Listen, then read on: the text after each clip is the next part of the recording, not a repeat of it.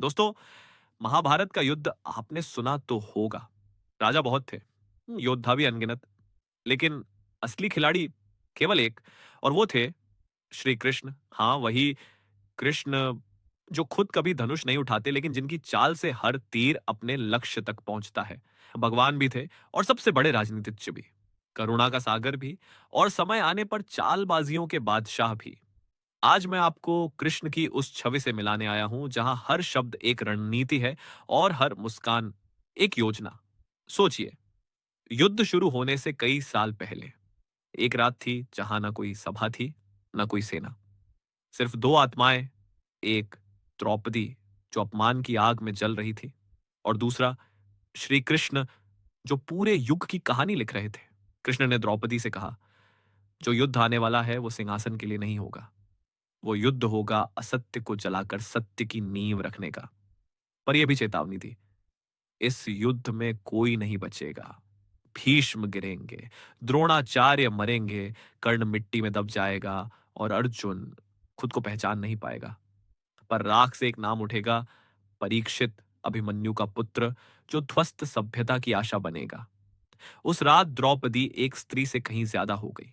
वो एक ज्वाला बनी जिसने पूरे कुरुवंश को राख में बदल दिया। और यही थी कृष्ण की सबसे गहरी चाल। अब जरा युद्ध का दृश्य देखिए। रणभूमि में खड़े हैं गुरु द्रोणाचार्य, अजय, अडिग, अपराजय, पांडवों की हर योजना विफल। कृष्ण समझ गए, उन्हें शस्त्र नहीं, मन तोड़ना होगा। उन्होंने भीम से एक हाथी मारने को कहा, जिसका नाम था अश्वत्थामा, और फिर युधिष्ठिर से कहलवाया। अश्वत्थामा मारा गया, बस इतना। और अंतिम शब्द, धीरे धीरे, हाथी। गुरु टूट गए। धर्मप्रिय योद्धा ने हथियार छोड़ दिए और उसी क्षण उनका अंत कर दिया गया। कृष्ण ने हमें एक सबक दिया, कभी कभी धर्म बचाने के लिए सत्य और असत्य की रेखा धुंधली करनी पड़ती है। अब जरा कल्पना कीजिए, दुर्योधन की अपनी मां गांधारी के पास जाता है।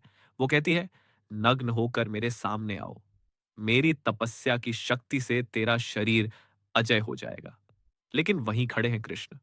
वो मुस्कुराते हैं और धीरे से कहते हैं, क्या एक राजकुमार अपनी मां के सामने नग्न जाएगा? क्या यह शोभा देता है? दुर्योधन रुक जाता है, कमर से नीचे वस्त्र बांध लेता है। परिणाम, उसका शरीर तो अभेद्य हो गया, लेकिन वो हिस्सा बच गया जहां भीम ने अंतिम वार किया। सिर्फ एक वाक्य और पूरे युद्ध का पलड़ा पलट गया। और फिर वो क्षण जब कर्ण का नागास्त्र अर्जुन की ओर बढ़ा। अगर वो चलता तो सब खत्म। कृष्ण को समय चाहिए था। उन्होंने घटोत्कच को रणभूमि में उतारा, वो राक्षस योद्धा जिसने कौरवों की सेना चूर चूर कर दी। कर्ण मजबूर हुआ नागास्त्र चलाने पर, और घटोत्कच बलिदान हो गया। पर अर्जुन बच गया। कृष्ण मुस्कुराए, क्योंकि यह बलिदान एक योद्धा का नहीं, पूरे भविष्य का बचाव था। और सबसे कठिन पल, कर्ण का अंत। सूर्यपुत्र, दानवीर, अर्जुन से श्रेष्ठ। कृष्ण जानते थे, निष्पक्ष युद्ध हुआ तो कर्ण जीतेगा। उन्होंने सूरज को ढक दिया। कर्ण को लगा युद्ध खत्म। वो रथ से उतरा, रथ का पहिया निकालने लगा, और तभी कृष्ण बोले, अर्जुन अभी वार करो। अर्जुन हिचकिचाया, वो शस्त्रहीन है। पर कृष्ण अडिग थे, धर्म की रक्षा करनी थी। अर्जुन ने बाण छोड़ा, कर्ण गिर पड़ा। क्या यह छल था, या धर्म की सबसे कठिन परीक्षा?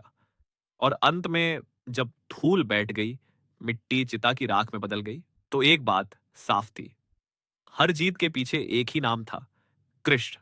भीष्म गिरे क्योंकि कृष्ण ने समय चुना, द्रोण हारे क्योंकि कृष्ण ने शब्द चुने, कर्ण मरा क्योंकि कृष्ण ने सूरज ढका, अश्वत्थामा श्रापित हुआ क्योंकि कृष्ण ने भविष्य देखा। कृष्ण ने हमें सिखाया, धर्म का रक्षक वही हो सकता है जो अधर्म को भी अपना शस्त्र बना ले। तो अब सवाल आपसे है, मेरे दोस्त, आप युद्ध जीतना चाहते हो या युद्ध रचने की क्षमता? क्योंकि याद रखिए, जो चाल सबको दिखाई दे, वो कभी कृष्ण की चाल नहीं होती। जय श्री कृष्ण।